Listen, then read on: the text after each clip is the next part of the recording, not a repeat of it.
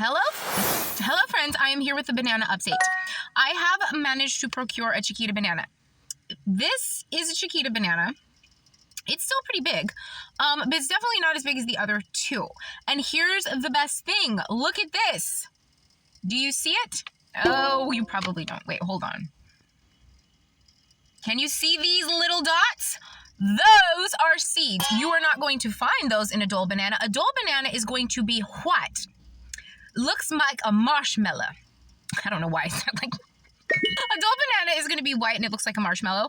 That is not what a banana looks like. A banana is supposed to be a little bit yellow on the inside, and it's supposed to have seeds. Okay, shouldn't be too big, and it should have a little bit of a curve. Thank you. Love you. Bye. Actually, let's talk apples too, because I have an apple. Honey Crisp. Am I right? That's the best apple because it tastes... Why do I do this with the camera every time?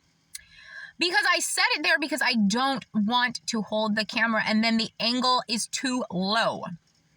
And I do it every time as if it's the first time. God bless. It's Honey Crisp is the best because it tastes like honey and it's actually crisp.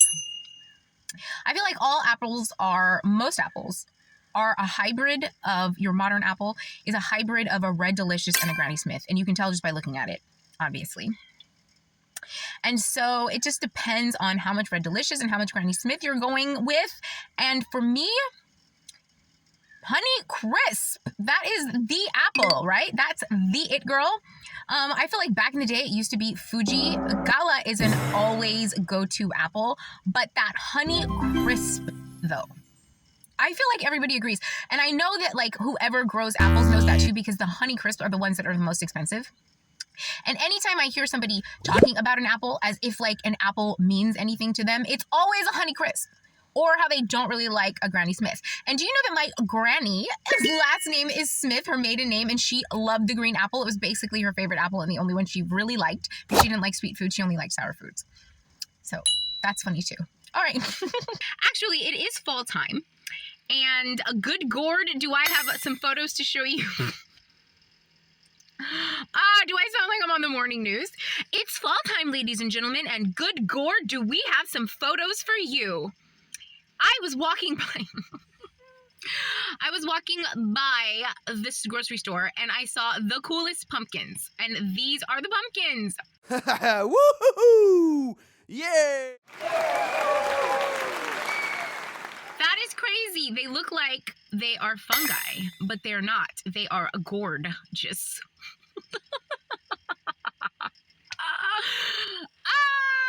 Everybody is gorgeous, even if you have a lot of bumps. That's the message for today. We'll be right back with the weather.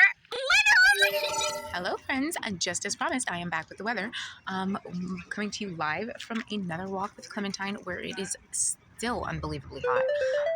The weather is not as bad as it was yesterday, but it is very, very hot. The thing that I don't like about this is my food starts to decompose very quickly. I just showed you Chiquita bananas that I bought yesterday. They are now all turned to mush because I accidentally left them in the car yesterday. It's just, that gets on my nerves. And if you've seen my other video, I showed you the carrots that literally became a liquid. That's too hot. The weather is too hot even outside for that. And cars need to be better insulated just in general. Thank you, bye. And I think I've mentioned this before. For me, the heat is not just as much, but almost as much of a mood killer as the 5G towers. I mean, it's kind of the same thing. It's energy, right? A tremendous amount of energy. Some of it's just like this man-made electromagnetic energy. And then the sun is basically source-made. Same kind of overwhelming energy. And if either of those get turned up too intensely, it affects my mood at the very least, because it, again, constricts the blood vessels. It makes it harder to breathe. It makes it harder to move. And that is a stress on the system. And that can work your nervous system. Obviously, overworking the central nervous system then causes somebody to have an irritable attitude and a mood change. And that is just the way it is. That's just the science of it. But it's kind of interesting. I just don't want to live through it. But I lived through it every single summer in Las Vegas, Nevada, which is why I spent most of my days, summer days, asleep. And then hanging out at nighttime when it was a lot more easier to function. Yeah. Hello friends. So I mentioned earlier how my bananas did get mushy from being in the car.